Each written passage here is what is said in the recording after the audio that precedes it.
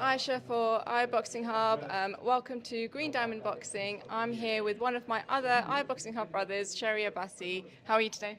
I'm doing well. Yeah, been a good day, hasn't it? Yeah. Alhamdulillah. Good. Thank you for having me.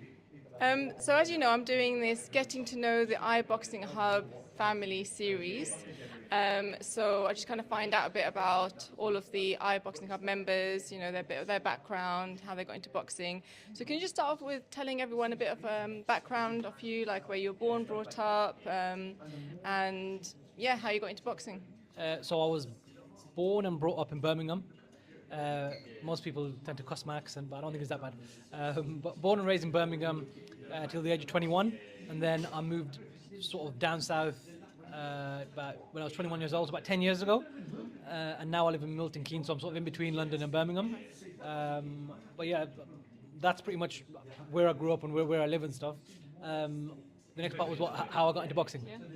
So my earliest memory of boxing is 2002, Mike Tyson versus Lennox Lewis. So I would have been 9 years old. I would have just turned 9.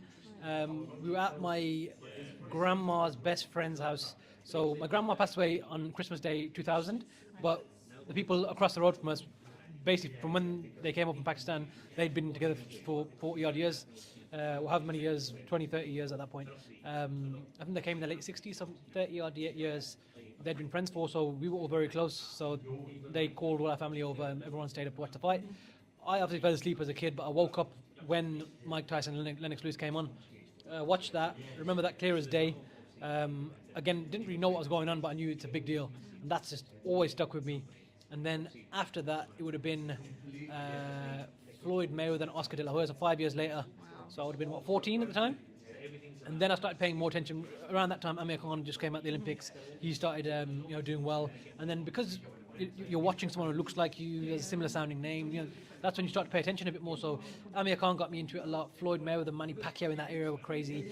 Probably, I think my favorite fighter at that point was Miguel Cotto, Puerto Rican legend. Just loved everything about him, loved his story. He wore his heart on his sleeve, fought the same way. And then I just had the bug since then. And it just grew and grew and grew. And we're here now. That's it. So obviously you're a huge boxing fan and you have been for quite some time, but not everybody goes into boxing media, and obviously you've been doing things like podcasts and shows and things like that. So what made you decide to do something like that? I was on YouTube watching a video in 2014, so about in fact over 10 years ago, December 2014. There was a channel that I used to follow called Be Real TV. It's a Pakistani guy up in Leeds. He used to do fight breakdowns and predictions and talk about boxing news. So it wasn't necessarily like he was a media channel, but he'd do these types of things. And he put up a post saying, I'm looking for people to go to events and interview and stuff. And I was just interested immediately. And to be fair, at that point, I didn't really watch IFL TV, or even though they'd been around for 3 or 4 years, I wasn't really paying attention in that way. It was him and people like I said, Ade earlier, Box Talk. There was a channel called Boxing Gossip, which also had a weekly podcast that I used to go on with them. They were amazing in that time.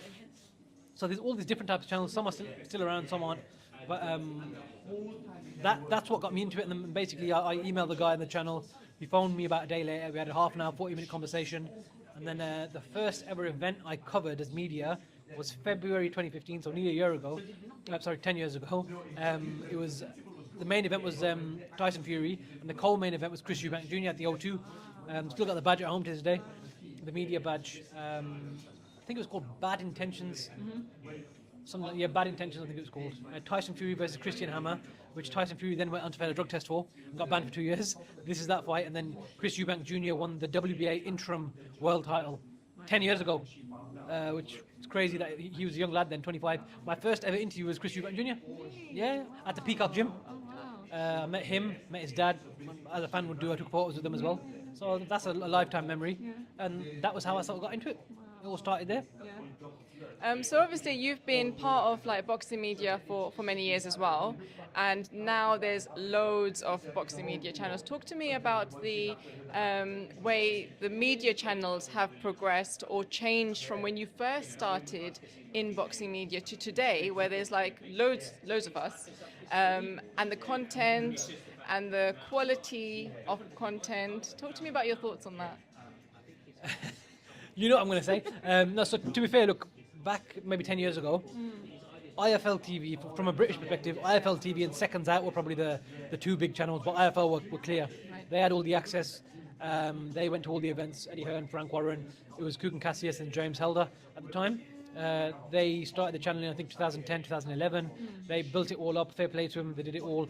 And they were the first people to do it in boxing and show behind the scenes sort of thing, and having, you know, a laugh and a joke with promoters and boxers, and a different type of interview. And it's more of a conversation, a relaxed conversation, but you can swear, you can have a laugh and a joke, but you learn about the promoters, you learn about the boxers. And it's through a channel like IFL TV that Eddie Hearn became a star. Very rarely or ever have we seen a promoter be the star. He himself has been a star alongside Anthony Joshua. That's why Matchroom has worked, for example, over the last 10 years plus. So IFL TV were the trailblazers. They deserve all the credit. Whatever has gone on to happen since, or where they are now, is a different story. But they started it all. Seconds Out were also big. They've been around for a long time. Then obviously your Boxing Socials, your Boxing King Media, Stomping Ground, Boxing News, for example. Michelle Joy Phelps was quite big back then as well, behind the gloves. So there's a lot of, all these channels were coming along, but IFL they were the ones that got you all the exclusives, the big, you know, 55-minute interview, sit down with Eddie Hearn, hour and 25 minutes, talking about everything. And Eddie Hearn went into detail on everything, so he knew what he was doing. He gave the fans a way to sort of understand the sport, the business side of it, whereas Frank Warren didn't do any of that. He might have done interviews here and there, but he was never open with them. Not saying he was hiding anything, but he wasn't open to conversation. So Frank Warren fell behind massively in the social media side. Eddie Hearn was always forward-thinking, looking at the future, apps, blah, blah, blah. That's why he was the first one to go with his own in 2018, because in his head it was like, this is the future. You know, people are watching things on streaming platforms now rather than on TV. So Eddie Hearn was always more of a tech sort of, I'm not saying he was a tech guy, but his sort of ideology of the sport and bringing the sport forward into the next generation was social media, the big thing. Instagram, Twitter, Facebook. He utilized all of those. He's got over 1 million followers on Twitter. He's a promoter. He's not a star. Like, he's not a fighter. He's not an athlete. He's got this far through the gift of the gab, and he's a proper, you know, just funny, witty. You know, mashallah, I know he's not Muslim, but he's blessed in every way, that guy, you know what I mean? Like, he's tall, you know, decent looking guy. He's got everything, you know what I mean? So he's, Eddie Hearn's a star, you know what I mean? Him and Anthony Joshua together, that was the perfect mix to create, you know, the next superstar. So I think the quality of boxing media now, it's more about clickbait. You know, that's not to disrespect anyone, because it's not that what's in the caption hasn't been said in the video, but they'll pick a certain thing and make it look like it's something else. And the person in the interview said it, but it's not. But I suppose that's open to interpretation. When we see a text message, we don't know what the tone is. Right. So it's open to interpretation as well. But they know what they're doing. You know, for their sponsors, they need to get views, and that's fine. There's obviously a financial aspect to it as well. But I think, like, in today's sort of you know, boxing media, the big channels anyway, I'd say Boxing News is probably the best. Right. What I mean by that is, Andy Prowell is their lead promoter. Andy's no nonsense. He just asks good questions. He's not rude. He doesn't try and provoke anyone or do anything silly. The captions aren't any sort of clickbait. Tells you what the video's about. So they're high quality. Their production is high quality because they're Boxing News. They've been around since 1909. Obviously, the digital side only recently really launched in 2023 when Rob took over. But Boxing News right now, I'd say, is the creme de la creme of you know, reporting. But in terms of overall content creation, I'd say Boxing King Media has probably got the best quality, like, in terms of his videos that he makes on Instagram and TikTok in particular. The views they get on those is crazy. But they're very well made. Obviously, the lenses he uses must cost a lot of money. He doesn't always, but they can be quite philosophical. You know, the captions that he has. Like yesterday, put one up about Anthony Joshua and his son, who was to do with God. You know, there's always something to do with faith or something to do with the deeper meaning. But this is quite unique, so I'd say Boxing King Media is the best from a content creation point of view of, like, something different, something niche that no one else can really do the same way he does. But from pure interviewing, I'd say Boxing News is probably the best to educate people. I always say, like, obviously, look, we're boxing fans, yeah, we're boxing fans. But I always viewed it as, I'm not here to do clickbait. I don't have the interest in that. I want to learn something when I'm interviewing someone, and if I've learned something, that means the person that's watching has then learned something. Not only that, my line of questioning has to be on the basis of teaching someone something when they're watching the video. If one person watches my video and they learn something, then wicked. If 100 people watch it and 10 people learn something, the other 90 didn't really care, whatever, that's fine. But it's our job to educate the people that watch our videos on the sport so that they then become like us, they become more interested. What you don't want is people being turned off by interviews like, oh, this is too confusing, I don't get it. What's WA, what's WBO, what's interim champion, what's gold champion? What's the difference between world and global? Global and world is the same thing. It's all just, you know. So we have to educate people on what the sport is, and the sport is very messy. we had how many conversations me and you had in the last year about, well, what's this, what's that? Do you know what I mean? And it's something that I don't even know when I have to go and study and learn about. But that's the beauty of boxing, because it's so messy. I think Paulie Malignaggi, do you know who he is? Paulie Malignaggi? No. So he's an former world champion boxer, boxed Amir Khan, Ricky Hatton, all these guys. Then he went on to be one of the commentary team for PBC. Then he got sacked, but he's always been around boxing media. He used to come to the UK quite a bit and do work on matchroom shows. He's got a very, very good boxing brain and he can break things down. He did a video on Showtime Sports, and it was like a production. They did maybe a minute and a half. It was called Dear Boxing. Okay. I think I've even got it on my phone. I'll read it out for you. So I know I've gone a bit of a ramble here, but this is the interesting one. So it was about his relationship with boxing and how he viewed it as an ex that you can't let go of, yeah? So I'll read it out to you. I don't need the money, I don't need the fame, but I still need to fight. Even my friends think I'm a little crazy, and maybe I am. Hey, I'd have never been a champion if I wasn't. I know fighters don't age gracefully. I know fighters get hurt, but I also know in my heart, I gotta fight at least one more time. Why? Well, I'll tell you. Love. Not the normal kind, no. More like a bad girlfriend. She's broken my heart, she will do it again, and I keep coming back for more. I love her despite her treachery. My mind knows better, my heart doesn't. And it was heart that got me here in the first place.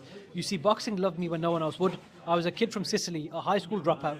Boxing gave me things I couldn't imagine. Boxing let me dream. That's what I want. That's what I am fighting for. That chance to dream again. Dear Boxing, an open letter from Paulie Malignaggi. Wow. Beautiful. That's really nice. Every time I read it, I get goosebumps. That's crazy how that sounds. Love it. I've got it in my notes, for God's sake. It's been there since 2016. I read it once in a while. Yeah, you got it out really quickly. And you had it in my notes, because I'll go back and read it all the time. I love it. You know, like, I know you only recently properly started getting into boxing as a fan. You know, I'm from the era of HBO, where the quality of the production, the commentary team, Showtime Sports only left last year. They were amazing. You know, we've gone through so many of these big promoters and broadcasters dropping out recently, but the memories, the nostalgia you get with those, the top level fighters that fought on their shows, like, when I think about, when someone says, "Oh, what does boxing mean to you?" I feel like crying. I get emotional. If you ask me now, I wouldn't know what to say.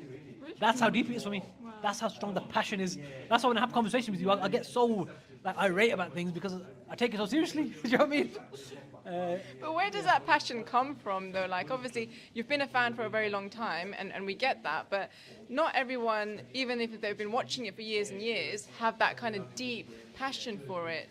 There must be something in it that gives you that. I think, Eze. Yes. The big lad, yeah. He's a good kid. Eze Talks? Yes, Eze Talks Sports. Big him up, always.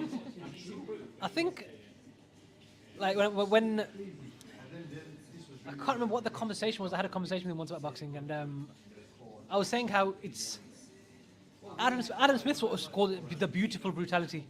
Yeah, and Teddy Atlas is the same.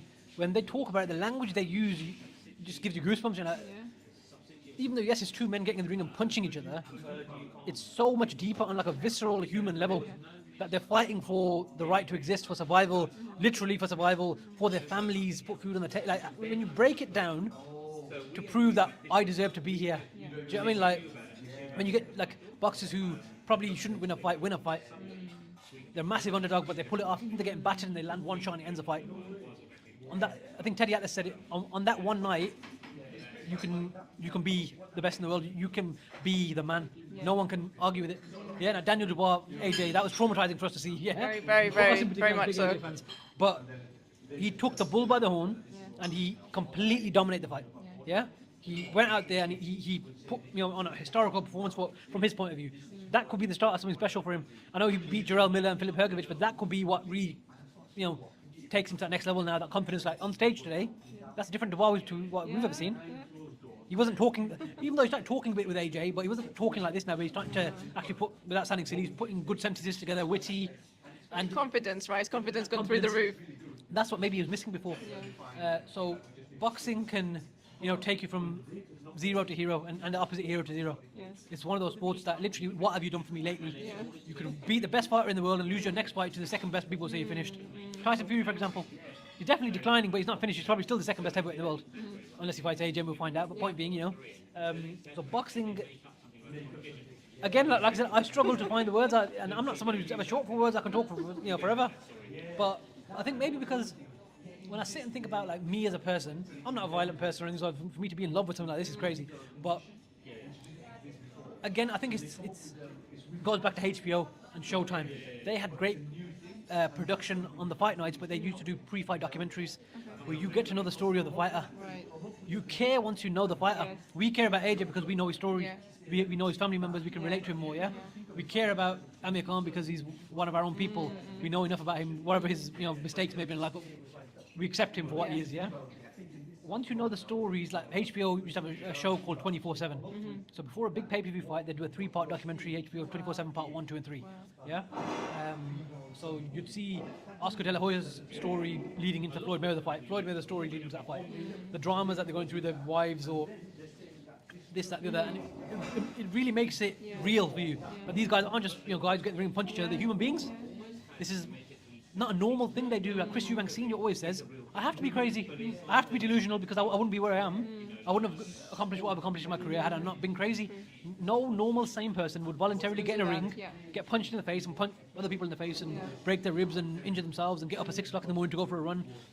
There's a deeper need, a sense of belonging, a need to prove yourself and a purpose, something to belong to. That I belong to boxing. Do you know what I mean? When they say someone's a slave to the game, that's what they mean.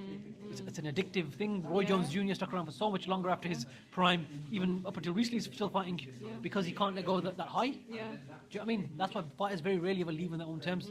They'll always get knocked out on the way out or get badly beaten, embarrassed, and come back and try again because they go, oh, that was a bad night, I'll do it again. Then they lose again, think, no, but I'll do it one more time. But then you got 6 losses in your last 6 fights.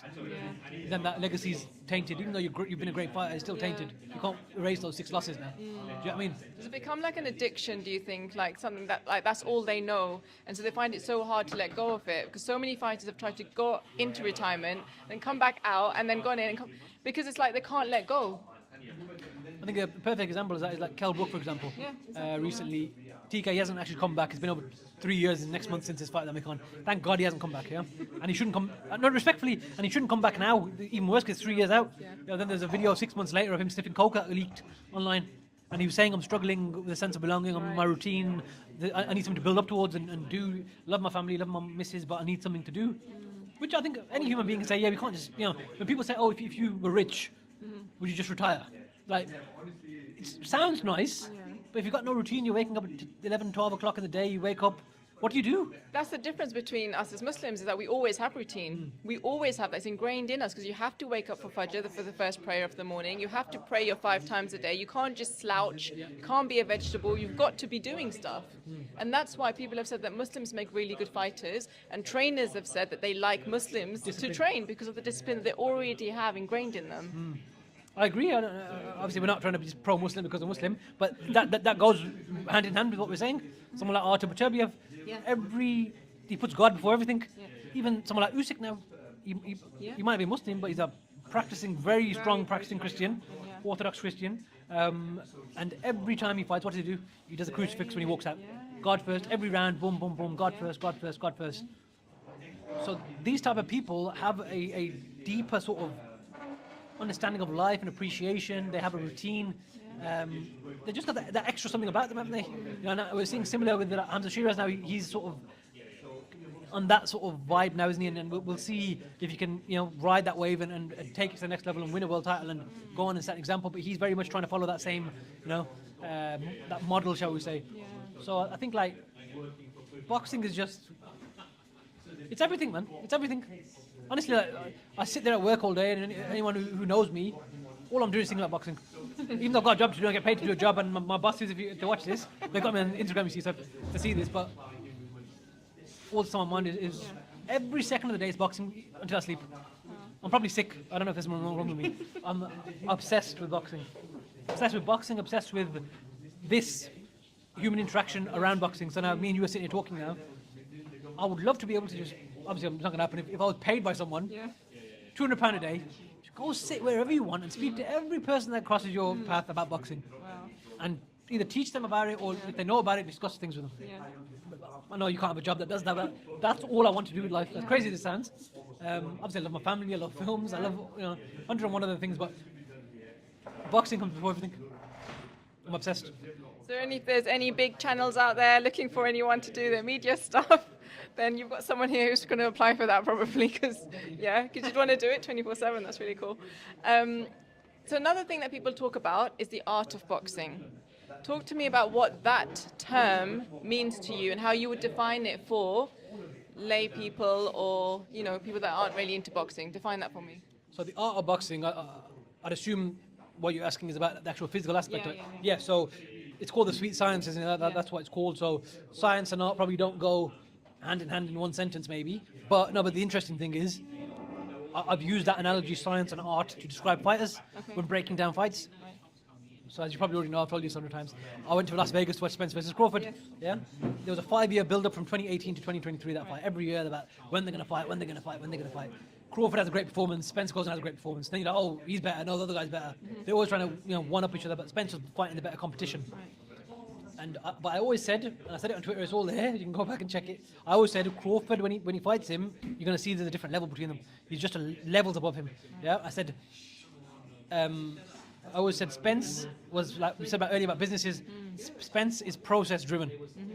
Jab, right hand, hook the body. Right. Yeah, get on the inside, uppercut, hook, body, and then just same set of punches. Not saying he's not intelligent, but he's process driven. Right. He's science. Yeah, but you follow a formula, Right. and then you should get the desired outcome if everything goes to plan. Yeah, that way. That's what Spence is to me, and I've always said that. Very effective fighter, brilliant fighter. I'm not taking anything away from him. Crawford is art. Art you can't put in a box. Art will express itself whether you like it or not. Yeah. So he always manages to pull it out the bag. Whether it's a knockout, whether it's a points victory, he always found a way to adjust. Like Usyk is an artist. Right. He's not science. Yes, it's a sweet science, but he's not. Yes, okay, he's probably got a blend of both, in fact, because he has to follow a process, and if that process doesn't work, he'll change the... There's a saying, when they think they've got the answers, I change the questions. That's Usyk. Tyson Fury was battering him in rounds 4, 5, and 6. He changed the questions in rounds 7, 8, 9, 10, 11, didn't he? And he took over the fight, hurt him in round 9, and he stopped him. So people like those top-level fighters, in a way, Crawford, Usyk in particular, were the 3 generational fighters of this last era. You can put them in any era, and they're going to win some of the biggest and toughest fights you can imagine. That's where art and science comes into the conversation, where you can go on YouTube and watch a technical breakdown like Raf. Yeah, elusive. He loves breaking down the nuances of a fight. He'll go into, oh, look at the foot at this point in the round. 32 seconds into the round, his foot's here. Foot placement is a key indicator of who's going to dictate a fight in a lot of ways. Yeah, you've got the way people will jab, whether it's in terms of like it's called fencing, where they stick their hands out and they try and patting each other's hand or jab. All these little nuances. Little things, that's a scientific breakdown, isn't it? Where you're looking at every aspect. 1 + 1 = 2. This is gonna happen. That's gonna happen. But I've always said that people like Crawford and Usyk, they can do all that. Yeah. But that outcome that maybe the other guy expects might not always be the case at the end. They have a different level. They can switch that outcome. They can always turn it around or turn it on its head. Crawford against Spence on the night. Spence was again process driven, went out and tried to establish his jab. Crawford fought the fight in southpaw. So Crawford is a switch hitter. He can fight orthodox and southpaw. But Crawford is always known to start a fight in orthodox. He'd take a few rounds, settle into it. Once he knew he had you, he goes southpaw and he finishes the fight. He came out in round 1 in southpaw. He came out to do damage from round 1. That's when this fight started. I said to my friend, I go, it's done. I go, he's coming out in southpaw. He's coming to bust him up. And I think he landed over 50% of his power punches, and some crazy stats with the punches that landed. So I give credit to Errol Spence for taking the beating he did, because you got to be a real man to take the beating he did. But the credit has to go to Crawford to be able to impose himself on the bigger guy who people thought would be stronger, but he wasn't. So the art and the science, those sort of conversations you can go on for hours again. Wow. Amazing. So the artist would always beat the scientist if there was no? No, that's not how boxing works, is it? Right. Yeah? These are grown men and women getting in the ring, punching each other in the head. If a punch lands here, like AJ Ruiz, his equilibrium went, he didn't recover, he was concussed. Now, he started finding his way back into the fight, but he got hurt again. The things you can't account for. You could have the best camp of your life, go and then get knocked out in the first punch. That's boxing for you, isn't it? You can prepare for a test in life. You final exam for your degree, and you go flop it worse than any of the other ones, but you prepare the most for that one. You don't know what's going to happen to you. You can only put your best foot forward. But the really elite fighters, on the biggest of nights, they will still turn up and they'll show you that they've got a level beyond what they've shown you before. And that's the beauty of it. Yeah. So talking about Usyk then, people have said that he's obviously a great fighter. We know that he's a great fighter. Some people have said that he's definitely not an all-time great. Talk to me about your definition of all-time great versus a modern-day great. So since we're talking about Usyk, we'll focus on him to begin with. For me, Usyk is definitely, at at minimum, generational great. Okay. Yeah, he's the best fighter of this era in any weight class. In a way, Crawford, whoever you want to put in that, he's above all of them. Yeah, to go undisputed at cruiserweight in the World Boxing Super Series in 2017, sorry, in that first ever inaugural series, he fought the best cruiserweights around, all away from home. Had one close fight out of all of them, the rest dominant victories, and became undisputed. Then decided I'm going to fight Tony Bellew because he's the only other guy that had any sort of relevance in the division and said I want to beat him before I go out. So he came to Manchester, beat Tony Bellew, knocked him out, and then moved up to heavyweight. Yeah, he's the type of guy that will leave no stone unturned, no question, no doubt. Yeah, that's what he is. He's an elite competitor here and physically, yeah, and heart-wise. Those three: heart, physicality, and mentality, spirituality, everything. Yeah, every reality. He's elite. Do you know what I mean? And for me, he's undoubtedly the best fighter of this generation, any weight class. To then go and do the same thing at heavyweight and be the two most relevant heavyweights of the last 10 years in Joshua and Fury, and not only beat them again, straight in immediate rematches, and show that your levels above them are beating them 8-4, 9-3. They weren't close. Do you know what I mean? People can say they were, and you can cry yourself to sleep for all I care, but it's not. They weren't close. Do you know what I mean? That's how good he is. The question of all-time great. The question is more about his heavyweight run because he's only had 7 fights, so it's not a deep resume, but it's the quality of the resume and how he's done it and what he's done. He hasn't really had a tight fight or a fight where he's won. Well, I don't think he won that. He's won them more clearly. The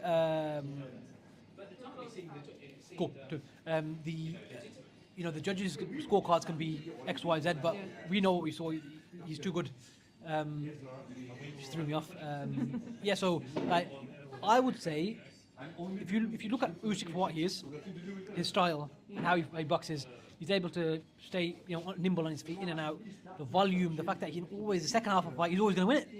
Even if he gets hurt at some point, he's always going to win the fight. There's no question he's always going to win the second half of the fight, and he even wins most of the majority of the first round. So there's no beating the guy unless he gets knocked out by a stupid shot. And for me, it's like close your eyes and put him in any era in boxing. Can you definitively pick against him and say he gets dominated by X? No.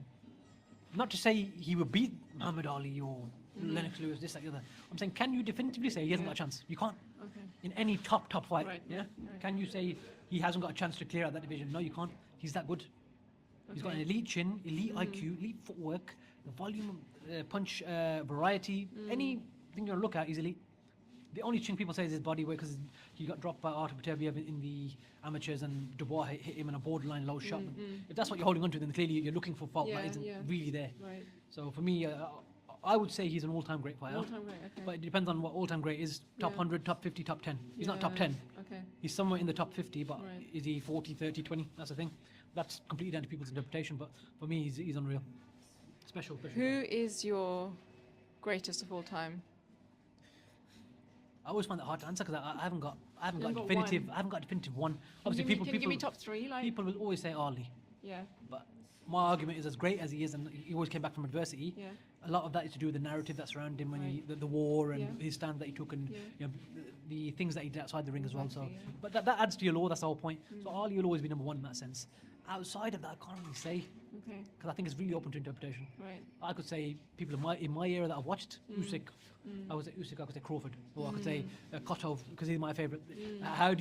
What's the framework? Do you know what I mean? That's open to interpretation. So, for the sake of just keeping everyone happy, I think Ali has to go number one. Do you know what I mean? But what would you use to what criteria do you think we should? Because loads of people just say, "Who's your GOAT?" Right? But what is the criteria when we're talking about GOAT? Are we talking about the one who's had the hardest fights? Are we talking about the all-rounder, like you would when you talk about Muhammad Ali?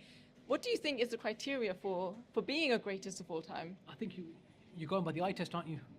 What have they done in the ring? Who have they done it against? Was that era perceived to be a weak era, a great era? Yeah. Vladimir Klitschko was in what was perceived a weak era, but he had a long reign as champion and beat everyone in front of him. So that's not really his fault that there was other good guys around. He was that good that he made them look bad. Yeah. And now we had a mix of Wilder, Fury, Joshua, and then one guy came in and cleared them all out. Yeah. So people say, "Oh, it was a weak era." It wasn't. Yeah. He's just too good. So it depends on it. It just depends.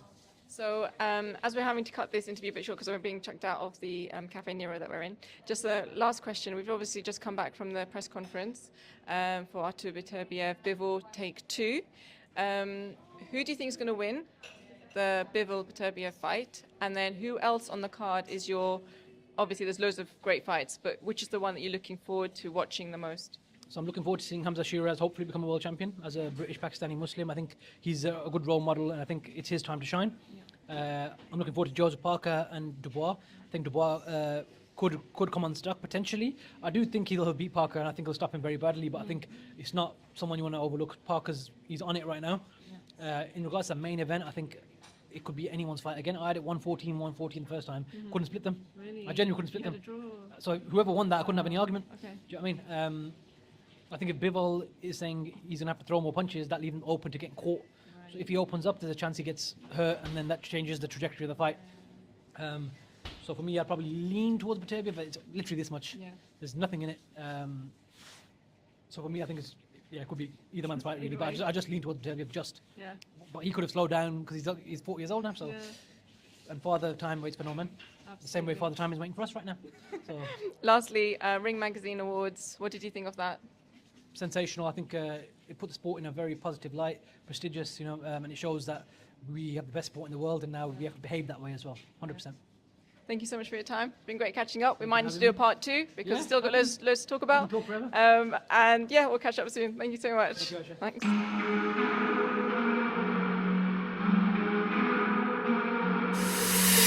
Thanks.